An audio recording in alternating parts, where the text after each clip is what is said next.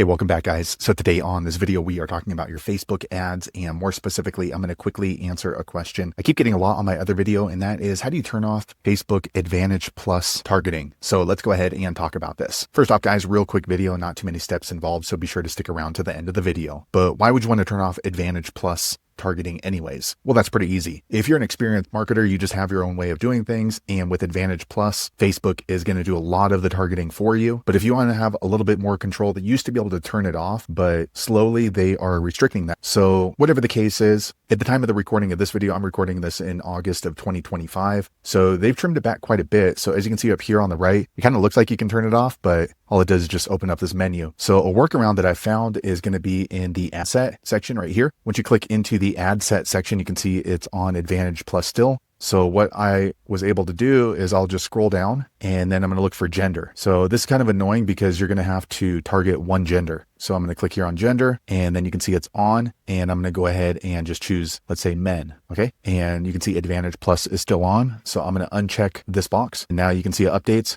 So Advantage Plus is now turned off. So now I can go ahead and move into creating my custom audience right here and detailed target. So for this particular campaign, what I'm probably going to end up doing is creating an ad set for men and then an ad set for women, if you simply just do not want to use the Facebook Advantage Plus. So there you have it, guys. If you're wondering how to turn off the Facebook Advantage Plus for your Facebook ads, that's the only way I know how to do it. If you happen to see another way, or if they force it in the future after this video, be sure to leave a comment below. Let the rest of us know. Hopefully you found that video useful. If so, click thumbs up, or maybe consider subscribing to my channel, and hope to see you on the next video. Thanks again for watching.